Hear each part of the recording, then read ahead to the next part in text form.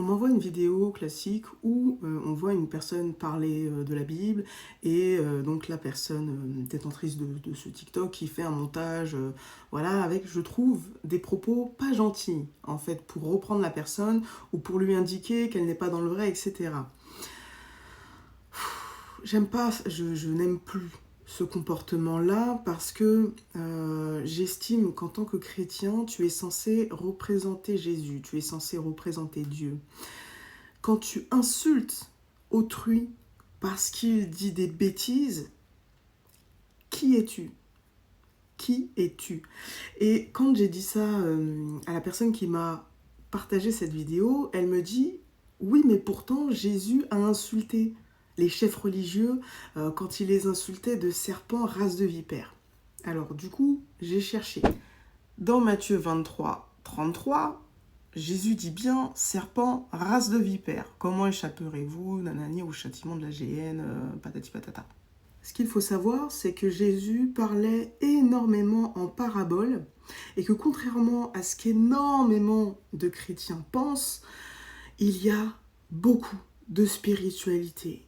C'est pour ça que Dieu a dit qu'avant de lire quoi que ce soit de la Bible, il faut demander le don de discernement, à la fois pour comprendre les paraboles de Jésus et à la fois pour capter ce qui est vrai, ce qui est faux. Et je dis ça évidemment parce que la Bible a été réécrite par des hommes, avec un grand H. Ce qu'il faut comprendre dans cette insulte précise, c'est que non seulement Jésus parlait en parabole, mais qu'en plus, on parle d'une époque qui est très loin de la nôtre.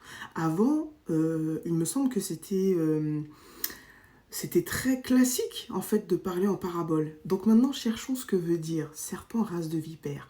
Pourquoi est-ce qu'il a qualifié les chefs religieux de serpents et de race de vipère? Donc si on reprend le contexte culturel et spirituel, il est important de ne pas s'arrêter à la surface des mots, surtout pas à la surface des mots de Jésus. Le serpent renvoie au malin, à la ruse, à la tromperie.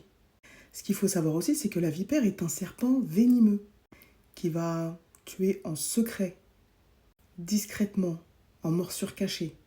En disant race de vipère, Jésus va désigner les chefs religieux comme des porteurs de venin spirituel. Pourquoi? Parce que leurs paroles et leurs traditions corrompues empoisonnent le peuple. Pour les Juifs du premier siècle, race de vipère, ce n'était pas une insulte à proprement parler, c'était plus un avertissement, disons une parole prophétique.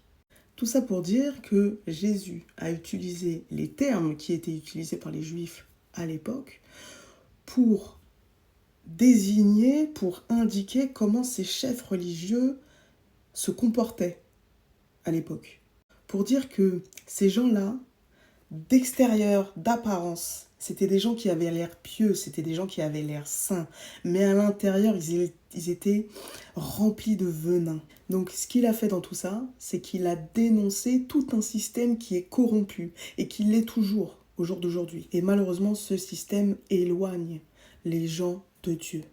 Ce qu'il faut garder en mémoire dans tout ça, c'est qu'il faut parler avec le cœur. Jésus parlait pour sauver, pour réveiller, pour libérer et jamais pour écraser. Donc à retenir vraiment, que ce soit pour vous-même, avant de dire quelque chose ou avant d'agir, ou que ce soit quand tu as affaire à quelqu'un d'autre, demande-toi toujours, est-ce que ce que je vais dire, est-ce que ce que je vais faire, ou est-ce que cette personne dit ou fait est en alignement avec l'amour de Dieu?